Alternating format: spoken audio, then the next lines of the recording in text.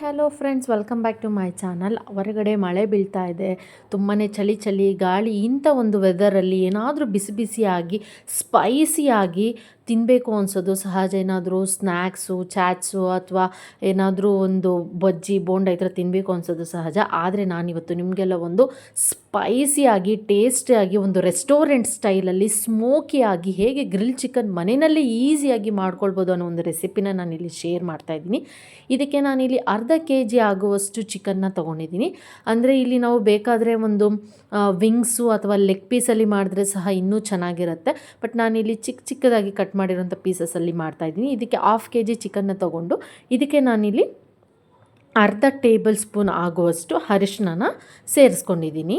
ಅದ್ರ ಜೊತೆಗೆ ನಾನಿಲ್ಲಿ ಸ್ವಲ್ಪ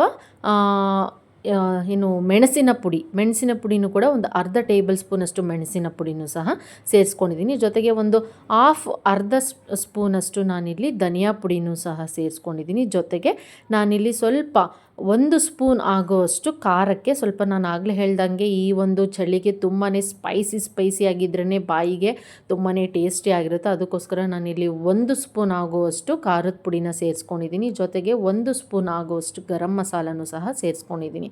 ಸೊ ಎಲ್ಲ ಒಂದು ಪುಡಿಗಳ ಸಹಾಯದಿಂದ ಒಂದು ಗರಂ ಮಸಾಲ, ಧನಿಯಾ ಪುಡಿ ಹಾಗೂ ಮೆಣಸಿನ ಪುಡಿ, ಖಾರದ ಪುಡಿ ಎಲ್ಲನೂ ಸಹ ನಾನಿಲ್ಲಿ ಹಾಕ್ಕೊಂಡು ಒಂದು ಚೆನ್ನಾಗಿ ಮಿಕ್ಸನ್ನು ಕೊಟ್ಕೋತೀನಿ. ಇದ್ರ ಜೊತೆಗೆ ನಾನು 1 ಟೇಬಲ್ ಸ್ಪೂನಷ್ಟು ಶುಂಠಿ ಬೆಳ್ಳುಳ್ಳಿ ಪೇಸ್ಟನ್ನು ಸಹ ಹಾಕ್ಕೊಂಡಿದ್ದೀನಿ. ಇದನ್ನೆಲ್ಲನೂ ಚೆನ್ನಾಗಿ ಮಿಕ್ಸ್ ಮಾಡ್ಕೊಳ್ಳೋದ್ರ ಜೊತೆಗೆ ಇಲ್ಲಿ ನಾನು 2 ಟೇಬಲ್ ಸ್ಪೂನ್ ಆಗುವಷ್ಟು ಮೊಸರನ್ನು ಸಹ ಸೇರಿಸ್ಕೊಂಡಿದ್ದೀನಿ. ಮೊಸರು ಹಾಕ್ಕೊಳೋದ್ರಿಂದ ಆ ಒಂದು ಚಿಕನ್ ಏನು ತುಂಬ ಜ್ಯೂಸಿ ಹಾಗೂ ಸ್ಮೂತಾಗಿ ಬರುತ್ತೆ.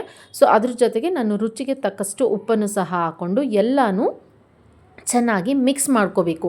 ಈ ಒಂದು ರೆಸಿಪಿ ಏನಿದೆಯಲ್ಲ, ಇದನ್ನು ನಾವು ಮನೆಯಲ್ಲಿ ತುಂಬಾ ಫಾಸ್ಟಾಗಿ ಮಾಡ್ಕೋಬೋದು. ಅಂದರೆ ನಮಗಿಲ್ಲಿ ಈ ಒಂದು ಚಿಕನ್ ಮ್ಯಾರಿನೇಟ್ ಆಗೋದಕ್ಕೆ ನಮಗೆ ಸ್ವಲ್ಪ ಟೈಮ್ ತೊಗೊಳುತ್ತೆ. ಯಾಕಂದರೆ ಅದು ಉಪ್ಪು ಖಾರ ಎಲ್ಲ ಚೆನ್ನಾಗಿ ಹಿಡಿಬೇಕಾಗಿರೋದ್ರಿಂದ ಅದು ನಮಗೆ ಒಂದು ಅಟ್ಲೀಸ್ಟ್ ಒಂದು 1/2 ಅವರ್ ಆದರೂ ನಮಗೆ ಮ್ಯಾರಿನೇಟ್ ಆದರೆ ತುಂಬಾ ಟೇಸ್ಟಿ ಆಗಿರುತ್ತೆ. ಸೊ ಎಲ್ಲನೂ ಮಿಕ್ಸ್ ಮಾಡ್ಕೊಂಡಿದ್ದು ಆದಮೇಲೆ ನಾನಿಲ್ಲಿ 1 ನಿಂಬೆ ಹಣ್ಣನ್ನು ಅದರ ರಸನ ಚೆನ್ನಾಗಿ ಅದಕ್ಕೆ ಹಾಕ್ಕೊಂಡು ಮಿಕ್ಸ್ ಮಾಡ್ಕೊತಾ ಇದ್ದೀನಿ.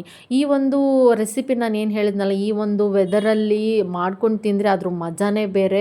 10 ನಿಮಿಷದಲ್ಲಿ ನಾವು ಏನು ಮಾಡಿರ್ತೀವಲ್ಲ ಅದು ಖಾಲಿ ಆಗೋಗ್ಬಿಡುತ್ತೆ. ನಾನಂತೂ ಇದು ಮಾಡಿದ್ದು ಒಂದು 5 ನಿಮಿಷಕ್ಕೆ ನೋಡಿದ್ರೆ ಕಂಪ್ಲೀಟ್ ಚಿಕನ್ ಖಾಲಿಯಾಗೋಗಿತ್ತು. ಅಷ್ಟು ಟೇಸ್ಟಿಯಾಗಿತ್ತು. ಅಷ್ಟೇ ಅದೇ ಒಂದು ಆ ಒಂದು ಸ್ಮೋಕಿ ಫ್ಲೇವರ್ ಏನಿರುತ್ತಲ್ಲ, ನಮಗೆ ರೆಸ್ಟೋರೆಂಟಲ್ಲಿ ತಿಂದಾಗ ಹೇಗಿರುತ್ತಲ್ಲ ಆ ಒಂದು ಫ್ಲೇವರೇ 100% ನಾನು ಹೇಳ್ತಾ ಇದ್ದೀನಿ. ಅಷ್ಟೇ ಟೇಸ್ಟಿಯಾಗಿ ಅಷ್ಟೇ ಸ್ಮೋಕಿಯಾಗಿ ಕೂಡ ಬಂದಿತ್ತು.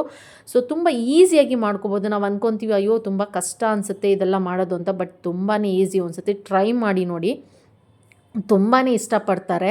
ಅದಾದಮೇಲೆ ನಾನು ಎಲ್ಲನೂ ಮಿಕ್ಸ್ ಮಾಡಿದ್ನಲ್ಲ, ಒಂದು 1/2 ಅವರ್ ಬಿಟ್ಟು ನಾನು ಒಂದು ಪ್ಯಾನನ್ನು ಇಟ್ಕೊಂಡು ಅದಕ್ಕೆ ಸ್ವಲ್ಪ ಎಣ್ಣೆನ ಹಾಕ್ಕೋಬೇಕಾಗುತ್ತೆ. ಇಲ್ಲಿ ನಾನು ಯಾವುದೇ ಥರ ನೀರನ್ನು ಬಳಸಲ್ಲ, ಕಂಪ್ಲೀಟ್ ಅದು ಎಣ್ಣೆನಲ್ಲೇ ನಮಗೆ ಬೇಯಬೇಕು ಚಿಕನು. ಅದರಿಂದ ನಾನಿಲ್ಲಿ ಎಣ್ಣೆನ ಸ್ವಲ್ಪ ಹೆಚ್ಚಿಗೆ ಹಾಕ್ಕೊಂಡಿದ್ದೀನಿ. ಒಂದು 5ರಿಂದ 6 ಟೇಬಲ್ ಸ್ಪೂನ್ ಎಣ್ಣೆನ ಹಾಕ್ಕೊಂಡು ನಾವು ಕಲಸಿ ಮಿಕ್ಸ್ ಮಾಡಿ ಇಟ್ಟಿದ್ದಂಥ ಚಿಕನ್ನ ಹಾಕ್ಕೊಂಡು ಅದಕ್ಕೆ ಸ್ವಲ್ಪ ಒಂದು 6ರಿಂದ 7 ಬೆಳ್ಳುಳ್ಳಿ ಹಾಗೂ ಟೊಮೆಟೊನ ಹಾಕ್ಕೊಂಡು ಒಂದು ಮುಚ್ಚಳನ ಮುಚ್ಚಿಬಿಡಬೇಕು. ಅದು ಚೆನ್ನಾಗಿ ಬೇಯಬೇಕು ನಮಗೆ ಚಿಕನ್ನು. ಬೆಂದ ಆದಮೇಲೆ ನಾವು ಏನಿಲ್ಲಿ ಒಂದು ಸ್ಮೋಕಿ ಫ್ಲೇವರ್ ಬೇಕಲ್ಲ, ಅದಕ್ಕೋಸ್ಕರ ನಾನಿಲ್ಲಿ ಕೆಂಡ ಇರುತ್ತಲ್ವ, ಅದನ್ನು ನಮಗೆ ಈಸಿಯಾಗಿ ಎಲ್ಲಾದರೂ ಈ ಐರನ್ನು ಮಾಡೋರ ಕಡೆ ಆ ಥರ ಎಲ್ಲಾದರೂ ಸಿಗುತ್ತೆ. ಸೊ ನಾನು ಅಲ್ಲಿ ಕೂಡ ತೊಗೊಂಡು ಬಂದೆ. ಅಲ್ಲಿ ಅದನ್ನು ಒಂದು ಬೌಲು, ಚಿಕ್ಕದು ಸ್ಟೀಲ್ ಬೌಲು ಅಥವಾ ಒಂದು ಗ್ಲಾಸಲ್ಲಿ ನಾವು ಅದನ್ನು ಮಧ್ಯದಲ್ಲಿ ಭಾಗದಲ್ಲಿ ಇಟ್ಟು ಚೆನ್ನಾಗಿ ಅದನ್ನು ಎಣ್ಣೆನ ಕಾಯಿಸಿದಾದ್ಮೇಲೆ ಅದ್ರ ಮೇಲೆ ತುಪ್ಪ, 1 ಸ್ಪೂನಷ್ಟು ತುಪ್ಪನ ಹಾಕ್ಕೊಂಡು ಒಂದು 2 ನಿಮಿಷ ನಮಗೆ ಆ ಸ್ಮೋಕಿ ಎಲ್ಲ ಅದಕ್ಕೆ ಚೆನ್ನಾಗಿ ಹಿಡಿಬೇಕು. ಅದಾದಮೇಲೆ ನಾನಿಲ್ಲಿ ಕರಿಬೇವಿನ ಸೊಪ್ಪಿನ ಒಗ್ಗರಣೆನ ಕೊಟ್ಕೊಂಡಿದ್ದೀನಿ. ಈ ಥರ ಒಂದು ನೋಡ್ಬೋದು, ಕಂಪ್ಲೀಟ್ ಡ್ರೈ ಆಗಿರಬೇಕು. ನಮಗೆ ಯಾವುದೇ ಥರ ನೀರಿನ ಅಂಶ ಇರಬಾರ್ದು, ಅದರಿಂದ ನೀರನ್ನು ಹಾಕ್ಕೊಳ್ಳೋಂಗಿಲ್ಲ. ಸೊ ಅದನ್ನು ಹಾಕ್ಕೊಂಡು ಒಂದು ಒಗ್ಗರಣೆ ಕೊಟ್ಕೊಂಡು ಅದನ್ನು ತಿಂತಾ ಇದ್ದರೆ ಅದ್ರ ಮಜಾ, ಆ ಒಂದು ಫ್ಲೇವರು ತುಂಬಾ ಟೇಸ್ಟಿಯಾಗಿತ್ತು. 100% ಇದು ಹೋಟೆಲ್ ಒಂದು ರೆಸ್ಟೋರೆಂಟ್ ಸ್ಟೈಲಲ್ಲೇ ಬಂದಿತ್ತು. ತುಂಬ ಟೇಸ್ಟಿಯಾಗಿತ್ತು. ಟ್ರೈ ಮಾಡಿ ನೋಡಿ.